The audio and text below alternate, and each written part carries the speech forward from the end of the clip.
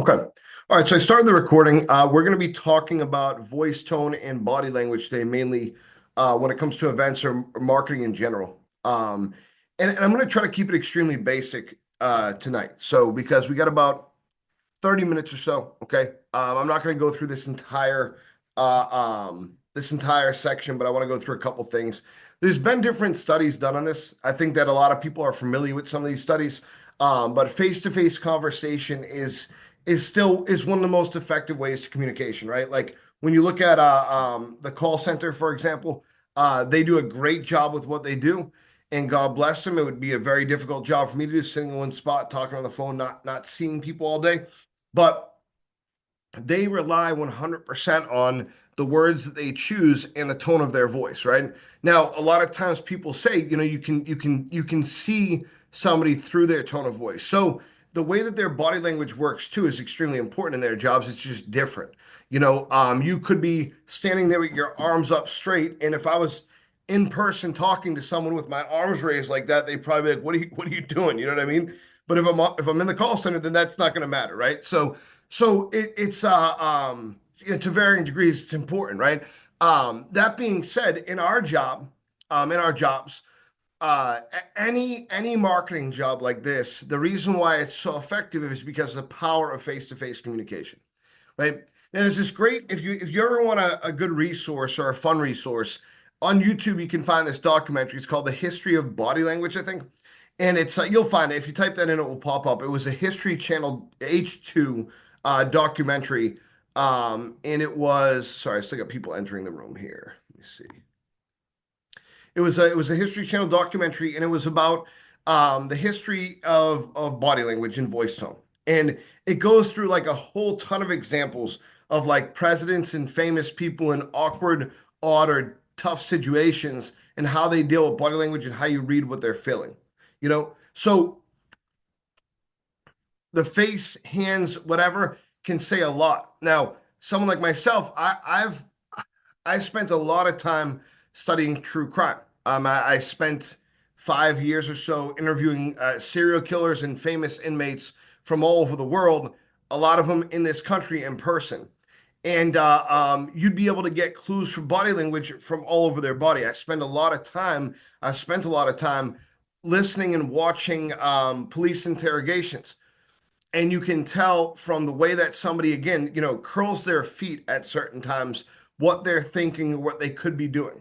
The inflection in their voice will tell you whether or not they may be lying or telling the truth, whether or not they're excited about something or anxious about something and worried about something, right? The crack in their voice, that can mean a lot of different things. It can mean that they're angry. It can mean that they're scared, right? So there's a lot of different effects that voice tone and body language has on the human mind and how we take communication. For example, if you give somebody good eye contact, that could mean that you're trustworthy, or that could mean that you're trying to get away with something, and you're lying to them, right? It's one of those two things. It's the most commonly used body language, the most commonly known form of body language. Therefore, it's extremely beatable, right? People do it as a means to try to get people to trust them, right? So, and everyone knows that. So when it comes to nonverbal communication, right? Most communication, the majority of it is nonverbal. Body language make up 55% of communication. 38% is tone in your voice tone, and 7% of the words chosen. When they've done studies on this, and you can look these up, they talked about the effects in face-to-face conversation. Okay. So you might go, well, how could you do it without words? And that's true. That's true. Obviously, if I stood in front of a customer and I said like blah, blah, blah, blah, it doesn't matter how good my voice tone is. They're not going to know what I'm talking about. They're not going to have any idea. It's not going to make any sense, right? That being said, right? If I words are words. I'm going to say a certain amount of words, a certain kind of words. I'm never going to go up to a customer of a window company and go blah, blah, blah, blah. Not in any serious, meaningful way, right? That's never going to happen. So the words matter.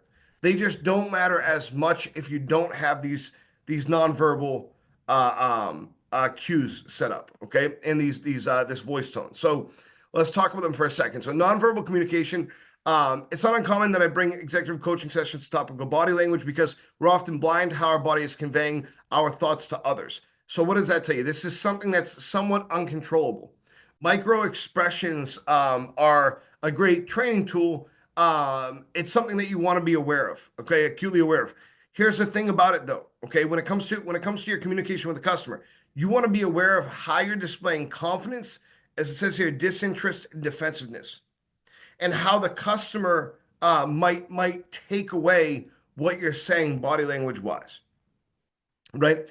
Now here's the deal. Because we don't always have control of these things, okay? Think about a person that doesn't have control of their bodily functions, right? It's not a good thing, okay? This is just another bodily function. It's not a good thing to not have control over it, okay? So our body language and the way that we're approaching customers is important. I'll give you an example.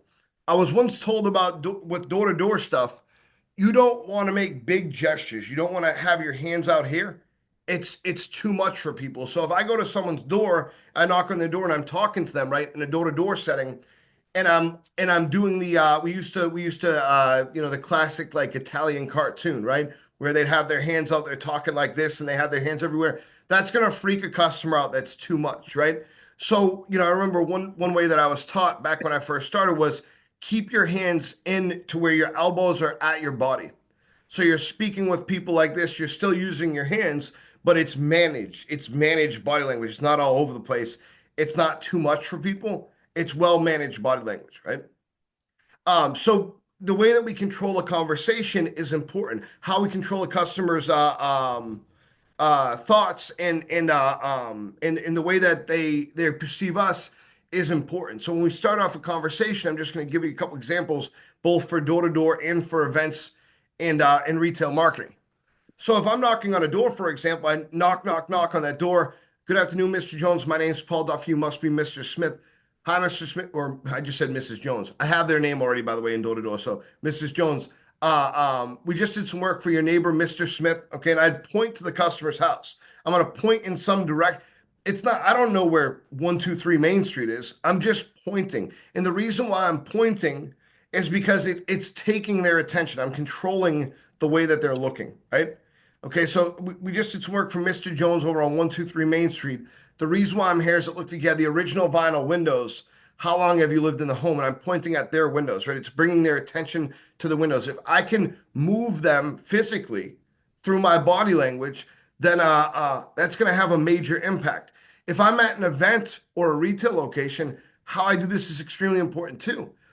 For me, I like to, and I think it's important to, if I want to get a lead, okay, not just a sweepstake, get in front of a customer and stop them for conversation.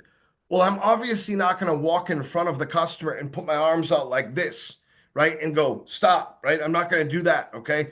However, typically when people are approached, right, they feel like the conversation is unavoidable and they're going to participate in the conversation, okay? So I'll walk up to them, all right, as I'm engaging them, and I'll start communicating with them while I'm approaching that person.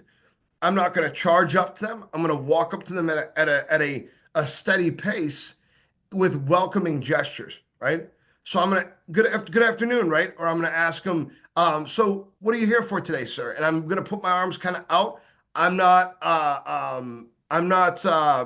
threatening to them at all, okay? But I'm walking up to them. Now, other people do other things. I see a lot of people, say, "Hey, enter the winner. You're gonna be our next winner," something like that, and they're very bubbly with their communication. So, for example, Jess, whenever I work with Jess, she's extremely good at that. I'm not like that. I struggle with that, right? I struggle with the bubbly, hey, enter to win and this and that, right? It's just a struggle of mine. She's a much more welcoming presence than me in that way. So she can get away with that very, very well. Her body language is great, and she's bringing people to our table by sort of like escorting them in, right?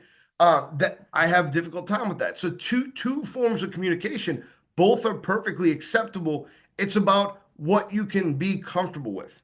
Okay. Now voice tone is extremely important too. Okay. Voice tone would be the levels of my voice. It's also it's what I'm saying through them. Okay. So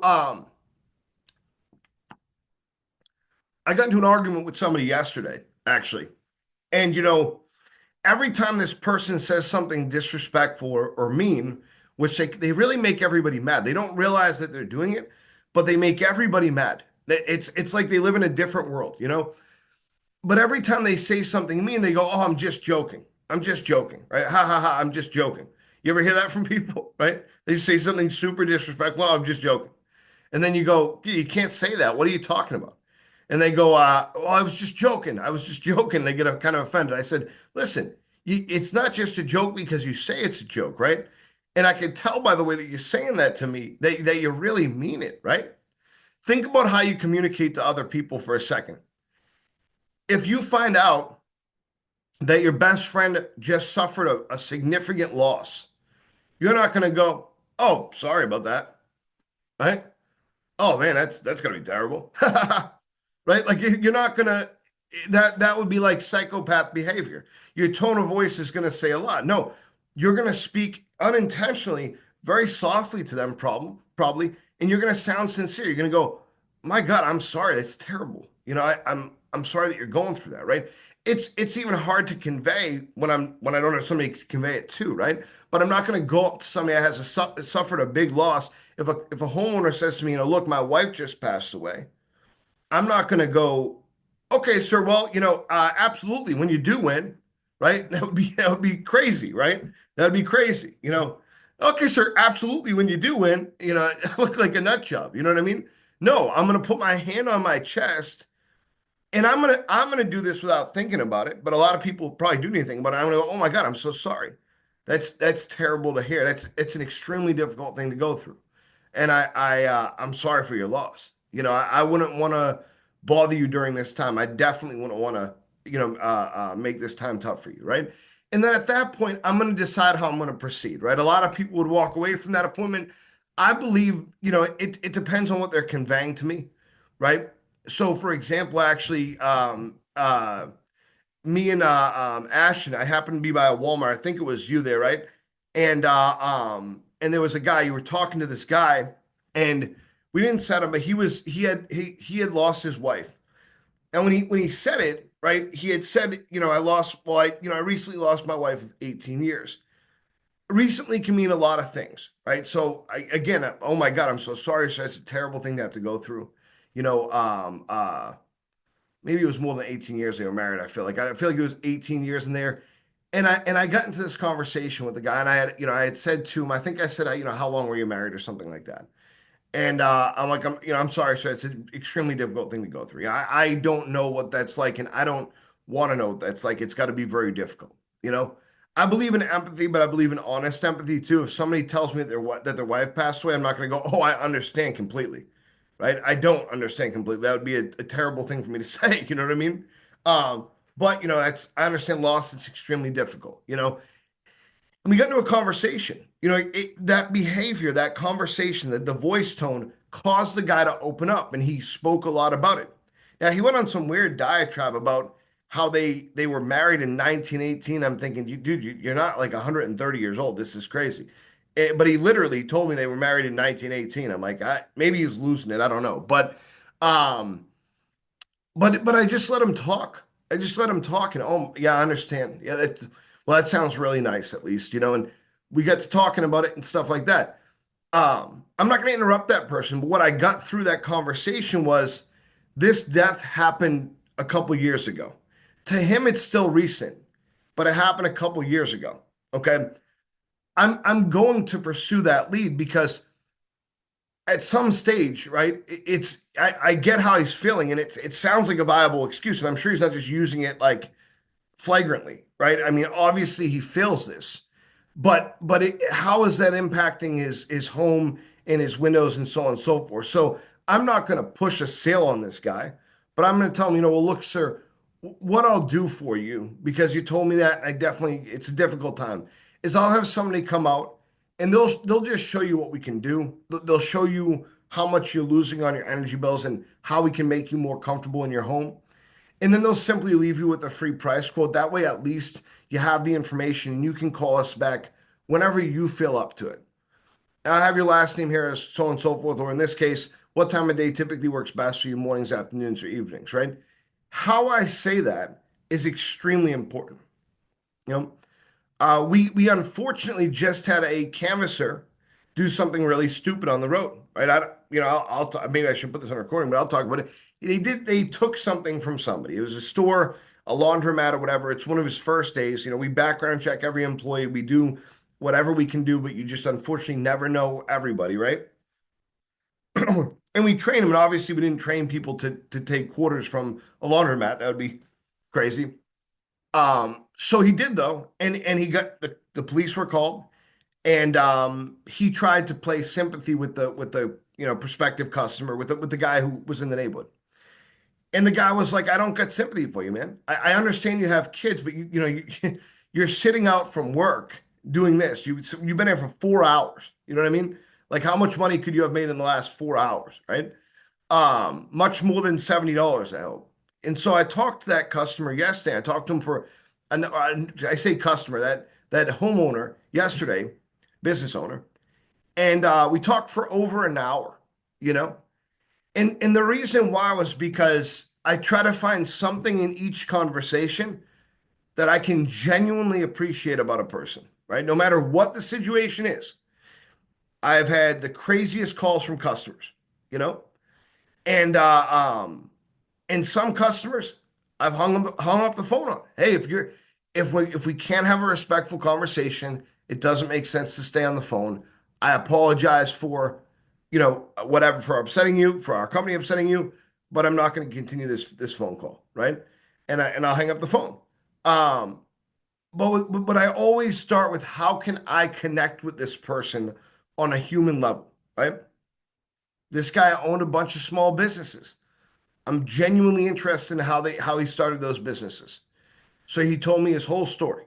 He got into some trouble, got out in 2017, became a construction worker, opened up a construction company, bought tools after he did his first job, bought a truck after he did his first large job, hired an employee after his next large job, brought in a friend or whatever.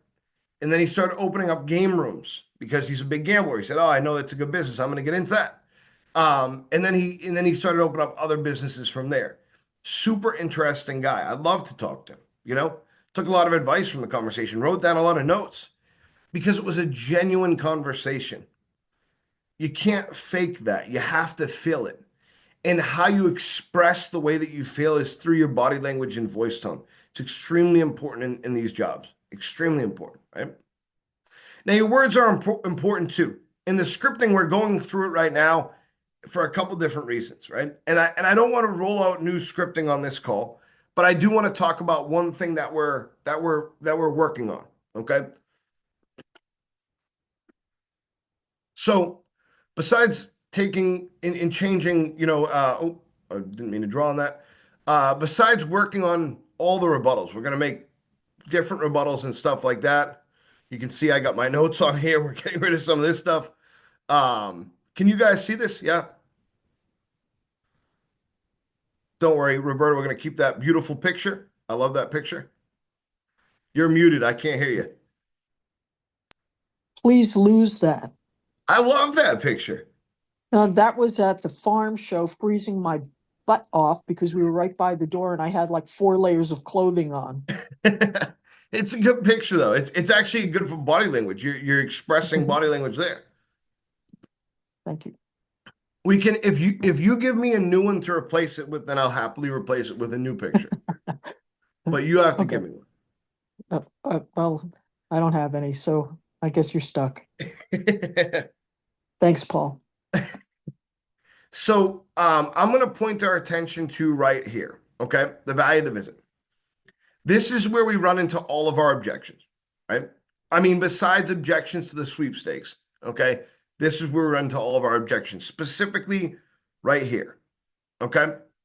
And the reason is because we go from the sweepstake, we ask this question, if you win, what would you focus on first, windows or doors? And it's a good question because you're going to get the customer to talk about these problems here, right? Now, they might not know how to convey all the problems and stuff like that. That's fine. That's fine. We don't need all the problems conveyed. Quite frankly, we need one or two problems.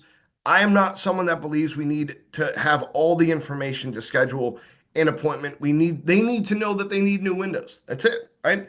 And they're admitting that by filling out the sweepstakes in a sense. It's up to us to draw that information out of them. Now, the best thing to do is when you're getting this sweepstake, make it part of it. And like you're filling this out and you're talking to them. So in order to win, it's just part of what they have to do, right? It makes it easier. It's trusting for them, okay? And then you move into scheduling an appointment. We're not going to change a word in this, but I'm going to explain something that I think could really benefit us. So it's okay, Mr. Jones. Based on these problems, you'd benefit from having one of our design consultants come out to do a full inspection. They'll identify problems, where problems exist, what problems exist and where, and they'll show you our windows and doors. They'll also give you a free price quote down to the penny in writing, frozen for 1 full year. That way you have the information set aside for whether or not you win the sweepstakes. So do you work days or evenings? Now, at this point here, again, a lot of the objections are going to come up because we're opening up for the objections, right? We're opening up at that point for the objections. Here's the thing is that when we're opening ourselves up there, what we're doing is we're forcing all of the no's, all of the not interested, can't afford it, stuff like that. We're forcing them right before an ask, okay? So the next thing that we're doing is asking them for things that we need. First, we need you to set aside at least 90 minutes, right? So I'm not interested. We need you to do this. Not a very good thing to do, right? I mean, when you think about it, logically, it makes sense. Okay, so that's the issue that I see here. So we kind of got to flip this on its head. Imagine this, for example. Imagine if we had a no right there. Imagine if we forced an objection right there. So imagine if I said, okay, Mr. Jones, based on these problems, you'd benefit from having out one of our design consultants to do a full inspection. They'll identify what problems exist and where, and they'll show you our windows and doors. Does that sound like it'd be helpful? Right? And then that customer is going to say, they'll say one of two things, no or yes. Okay. Now, what's most likely is that they'll say a cross between the two of them. They'll say, yeah, it's helpful, but I'm not interested right now. I can't afford new windows right now because they've just admitted to all these window problems, right? So they can't really say it's not helpful, right? So if they're honest, which most people will be, especially if you force it from an immediate question like that. Again, it's all about how you ask it, but with confidence conveyed through this, when you ask that question, they'll say, yeah, that would be helpful, but not right now. I can't afford new windows right now. Okay. Now, I would say to that customer, in order to get over that, because keep in mind, now I've got the objection in a place where I haven't told them the biggest key thing yet, which is the quote is frozen for 1 full year. It's a free quote, no obligation to you whatsoever, and it's frozen for 1 full year. I haven't said anything like that to them yet. Okay. So I asked them again, does that sound helpful? Yeah, but not right now. I can't afford new windows right now. Well, Mr. Jones, I appreciate you letting me know that. That being said, I'll tell you what I'll do instead is I'll just have them come out and give you a free price quote, and it's good for 1 full year. That way, if you do win, you at least have the information set aside. And if not, well, then I guess you do too. So do you work days or evenings, right? So it's simple for them, right? Or I can say, does that sound helpful? And they say, yeah, look, I'm really not interested right now. Okay. If I win, great, but I'm not interested right now. Okay, well, Mr. Jones, I appreciate you letting me know that. And that makes a lot of sense. I mean, obviously, you didn't expect to see me here at the show today. That being said, when we come out, all we do is we give you a free price quote. It's good for 1 full year. That way, you at least have the information set aside. Now, what time of day works better for you, mornings or afternoons? Right? Okay. So you're handling the objection before you would have, right? So now, if it comes up at all, then it's going to come up in a more comfortable way. You're familiar with them. And you've now taken that tension bubble and you've reduced it. There's not as much tension there. They were able to express themselves, right? And so you're going to get more positive energy from that customer. And you can kill objections too by agreeing with them. If the person says to you, oh, whoa, look, no, I'm not interested right now. I just don't have the money set aside for this. We got other projects going on. Oh, well, then I completely agree, Mr. Jones. It doesn't make sense to do this if you have other projects going on. I'll tell you what we'll do instead is just have somebody come out, go over your options, answer your questions, and leave you with a quote that's good for 1 full year. That way, if you win, then great, you have the information. Even if not, then well, I guess you have the information too. That being said, do you work days or evenings? You know, so it's comfortable. It's comfortable. It's conversational. The attitude is there though. It's all about how you say it. It's all about how you work this. It has to be genuine. Genuine's the most important word. So when we change the training here soon, when we work out a training program, it's going to speak to this. But before that, I want all of you to take out of this that being genuine is the most important word, right? And you don't have to, when it comes, genuine is what? It's when you believe in what you're doing, okay? You don't have to believe that the windows are affordable. We had somebody, this was brought up to me when it comes to North before in some context, Roberta. I was like, well, I know that the windows are expensive, and so I don't want to put the customer in a bad position or something like that. It's like that, we're not. We finance 80 something percent of our jobs, 90 something percent of our jobs, and we can finance down to a 503 credit score, I think, for most people, right? So we can get the job done for them. We're probably the only company that can. And a lot of these people don't have $5,000 to spend on Windows, never mind 15, but you know what they do have is $120 a month. We're the only company that can do that for them. When it comes to their home, I ran into a guy before, a homeowner before. He had worked in this country in steel mills for, I think, 57 years, he said. 57 years. His lungs were destroyed. He had oxygen tank on, and he was perfectly healthy. Besides that, it was debilitating his lungs. Yeah, he was a bit older. He wasn't comfortable in his house. His window was cracked and set down inside of the living room. He couldn't watch TV. This guy had nothing else to do. He had to be inside. He couldn't watch TV in his own home because it got so cold in the wintertime. He just had to shut that room down. Is it fair to that guy to say, hey, because you're on a social security, you can't afford Windows? That's what he had said to me. He said, I've priced Windows with other companies before, much cheaper than yours, and I can't afford new Windows. And I said, sir, quite frankly, you deserve new Windows. You're an American. You've worked in this country for 57 years. I see people every day without jobs riding around in $100,000 cars. You deserve new Windows, sir. This company, it's an American-made product. We understand American problems. We will take care of this for you. We can make this work for you, sir. Let's not come out and look at 20 windows. Let's come out and look at 3. This is a problem. Okay? It's the same thing when you're at a show. It's all about being genuine, finding how you resonate with the customer. And you might go, well, what if I can't connect with them? Because I can't connect with everybody. No, you can't. You can't connect with everybody. It's all about the effort that you put forth, number one. Number two, you can connect with their issues. You can connect with the passion, not for Windows. That'd be weird to have a passion for Windows. That's a fetish I've not heard of before, but you can have a fetish for helping customers. You know what I mean? You can have a want and desire to help people. And I can tell you one thing, if they're signing up for our sweepstake, if they're attending our event, it doesn't got to be a home show. They're there for a reason, and they ran into you for a reason. So you got to communicate with these people in a way that's going to work for you and for them. Okay? So be welcoming with your body language and voice tone. Your words do matter. How you communicate matters, and your passion and confidence matters most. I tell people all the time, in 16 years canvassing, so I go back that at some stage, I'm going to start to go, well, back when I was in events, right? But it's going to be a while. So, but back at any job we're dealing with people, right?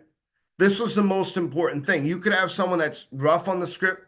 You could have someone that doesn't really understand the product. It's all about how confident they are when they go out there. This was a conversation that John and I he had when he first started, because he kind of started in an odd way, meaning I had thought, okay, hey, he's going to start a week from now, and then all of a sudden he could start sooner, and it was a crazy week. We had a lot of stuff going on. I was away for a couple of days, and so I'm like, hey, we can start you. I don't want to hold you back. You know what I mean? He started training and got right out there. He's got a lot of experience. But part of that was, well, hey, he doesn't really know the system or the script. Whatever. It doesn't matter. It doesn't matter. It's not experience in Windows sales that gets him leads. It's experience in dealing with customers. You know what I mean? And dealing with people. That's what gets him those appointments. That's what made his first day successful, second day successful. Guidance, a little bit of guidance, and a lot of confidence is the perfect key to success. You know, so that being said, I believe in confronting problems with that. People are going to mostly watch this after we make this. So I'm going to bring up a conversation I had the other day, and in sort of in closing, that I'm going to ask questions and comments, suggestions from everybody. But before I do that, I want to bring up one thing. You guys are going to learn this tomorrow in your meeting, but and some of you already know. But we just hired a person that I've worked with for the last 3 years. It's very successful, great guy to head up the retail efforts in Central. Okay. We've looked at it and we've realized that, hey, in Central, we kind of need to separate these two things to maximize them. In North, we don't. In West, we don't. Maybe he could help find stuff eventually, but besides that, we don't. But in Central, we do because we're not hitting the numbers in events or retail that we need to hit. And it's probably because the split focus between the two of them. There's enough work there and we want to, there's so many opportunities that we have to create new retail relationships and find new events. We're finding new stuff every day, by the way. We're actually creating new stuff. I get some great news over the next week or so that's going to come out about a great idea that Jen had that we're making some huge movement on, actually. And Jen, I'll have to call you tomorrow about that, but we have a lot of great news on that. We got the go ahead, so that's good. But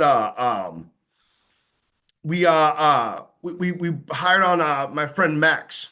He's not a friend. He's a friend. Everybody's a friend here, but he's worked in the canvassing department for the last couple of years.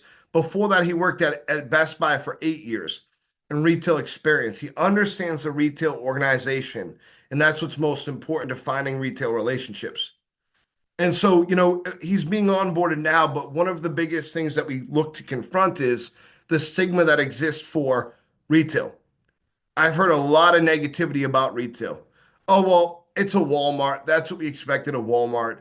Oh, it's South Hanover Walmart. Yeah, nobody ever gets anything there. Oh, this has been beaten down. We've been here for too long. Da da da da da. I'm sorry, but I can't bleep this out, but it's horse, you know what? It really is. It's crazy to me because in West and North, we make retail work so effectively because we don't have those predetermined views on it because we're motivated to work through retail, no problem. I still hear stuff. There's still stuff that we have to crush and kill and whatnot. But I challenge the way that we think about this stuff. Jen and I were having a conversation about this the other day, actually.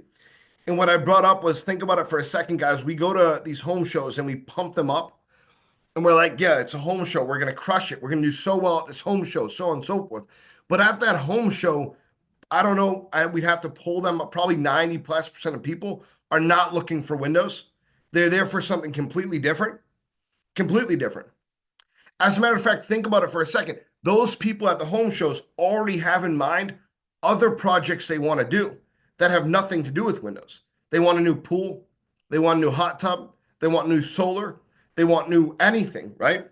Not windows. But we convince ourselves that there's a better customer base at that home show than there is in a retail location or an event. And then we convince ourselves that people are nice and less busy at an event than they are in retail. And so we convince ourselves that it's a different kind of conversation. And oh my God, it's just a problem and this and that. And we're running into the same people over and over again and so on and so forth.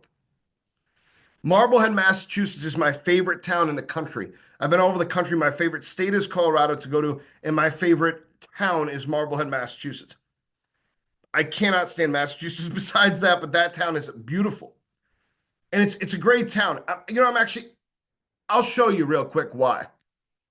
I think it's important to understand this when it comes to what I'm going to say, because I think a lot of people don't get why something like this would be important in a job like what I did, and I guess still do. So Marblehead's nobody's heard. Dude, I lived in Marblehead. I lived in Massachusetts for my whole life, and I had not heard of Marblehead until I worked for this company. So Marblehead is a beautiful little town. It's technically a beach town, but it's different. It's not like the Cape Cod area that everybody's heard of. It's not a vacation spot. The only reason why most people know where it is that do is because Salem is right next to it, and witches were hung there at some stage, or people were that they assume were witches. That's the only reason why people even know what Marblehead is. Right? Marblehead is this beautiful town, a peninsula, an island off the coast of Massachusetts, or on the coast of Massachusetts, and it's all multi-million dollar houses, all of them. And they have beaches there, and they're nice beaches, but they're all private beaches. And the yacht clubs are amazing. Think about this. Every white dot that you see there is a boat. That's crazy when you think about it. It's like you wouldn't think that, but look at this. Whoa, no matter how far out you go, little white dots everywhere. They're all boats. They're all yachts. This town, all these houses are worth between $1 and $5 million. We would canvas this stuff uh 3 times a year, 4 times a year. You could only canvas it a couple days or a couple months a year because people would go down to Florida to their second house, and then they would come back in like between April and May, and they would stay till probably October, November, maybe September. Some of them, they would stay up for the summer, and they had these huge houses that were a huge commitment to do, a high cost for the jobs and so on and so forth. My team canvassed this. We had this town. I would never give this town up. We would canvass this town 4 times a year in just those months. 4 times a year. We had no way of knowing what customers were which. So we would go to these neighborhoods and knock on the same doors 4 times a year. Same people. No idea who was not interested. They could have told us every bad thing they could say about you 2 months ago, and we were back there 2 months later knocking on the same door because we had no way to track it, no reasonable way to track it. And so you think about it for a second, it is all mindset. I would go into this town and I would smell the salt from the ocean, and I would feel the warm breeze. And they had the best Chinese food I've ever had. I would eat that in Swampscott right before I went out on the road. And I felt great, good, fantastic. And I knew I was in a spot I was excited for. And I loved looking at all the beautiful homes that I would never be able to afford and seeing the beautiful sports cars.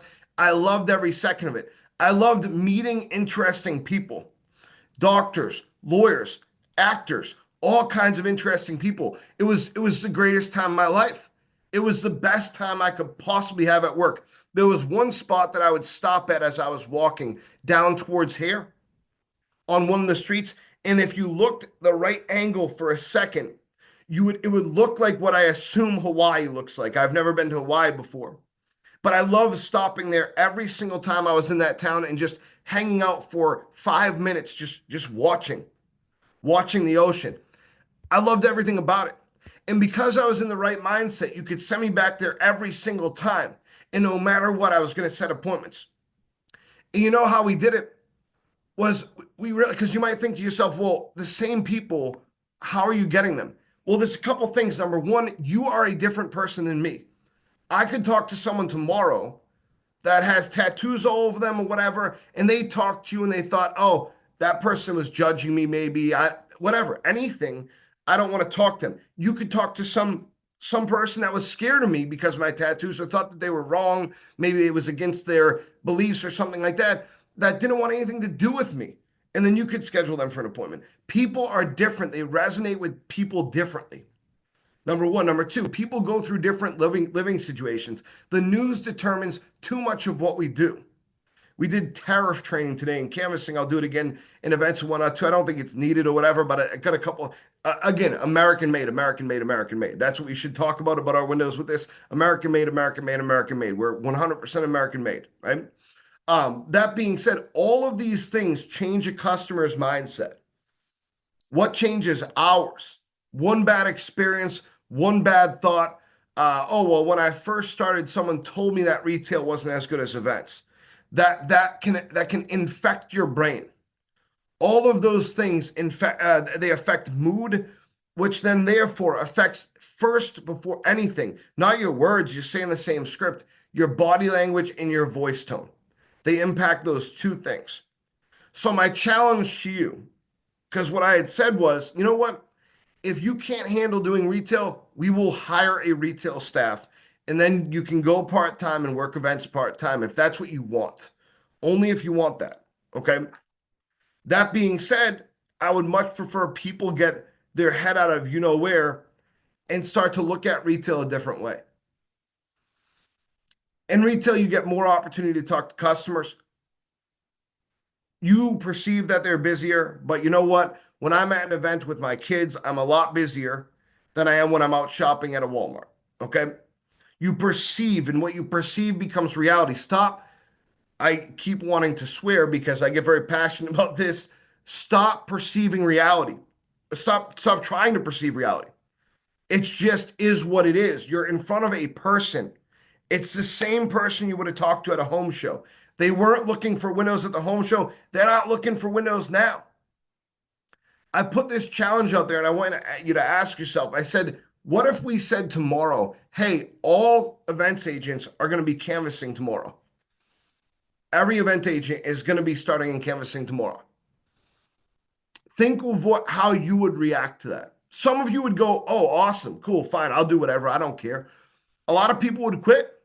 A lot of people go, oh, I'm not knocking on doors. I'm not doing that, right? A lot of people would quit. Let's look at it realistically, okay? And some people for the right reasons, by the way, too. It can be a dangerous and weird job. You know, but if you did it the opposite way, then what the canvassers would say is they would say, okay, it's an opportunity to be in front of more people. We only get to talk to 30 people a day. We could talk to a lot more people per day, and they would all be excited for that. Now you ask yourself why. It's not because these people are better than these people. It's because the way that we're onboarding and the way that we focus on confidence and these things, we look at it as we're in front of people. We're talking to a person. It doesn't matter where that person is, what that person is doing. It's up to us to gain their attention, to earn their time. And when we earn that time, we do what we want to do with it, right? We make that opportunity. Okay. So that's all I have for you on this topic. I guess the first thing that I'm going to ask you is, do you have any questions? I have one question. Go for it. After this meeting, can I talk to you for 2 minutes about what we talked about the last time we met?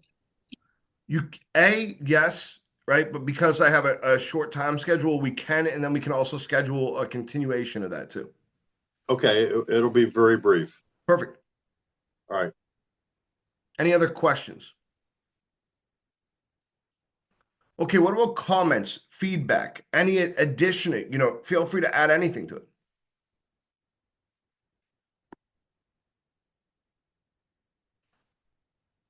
Okay.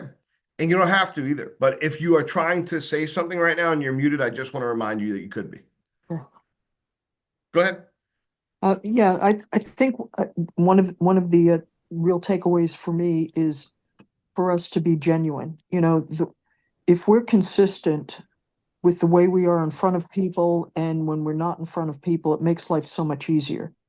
So that genuineness carries through to people. And if we remember, we remember that every person is valuable, every person has a story.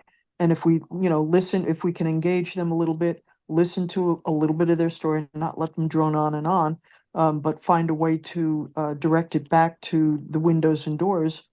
I think that's perfect. The worst thing to me is when we start sounding salesy and get that whiny tone in our voices. Why not? That's a turnoff to most people. Because it minimizes their feelings, whether they're real or they're not.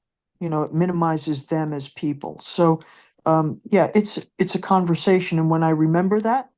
And I'm actively engaging in conversation while imparting information and trying to get them to focus on what we're there for. I tend to do better. When I'm trying to sell them, I tend to do worse. Well said. Very well said. Yeah, and it's, Linda said something to me today. She said, I was at an event a while back. This was, a while back, and she said, I really didn't like how people were like hounding customers now. I think a lot of people perceive that as, oh, I shouldn't talk to customers. And what she had meant was, and it speaks directly to your point, what she meant was not making sure that we talked to every customer or anything like that. It was we clearly screwed up an opportunity because we were trying to sell them, right? And we continued to try because we a lot of times what happens is people feel like they have to go through the motions of their job. So instead of having genuine conversation, they'll just push. They'll just push, push, push, push, push. And they think that they think, okay, I'm doing my job. I'm doing everything I can. They're saying words, but none of it's genuine, none of it's heartfelt, and and they get nowhere with it. It's just so they can tell themselves, I'm doing what I can do, right? So very, very good point. What about any other additions?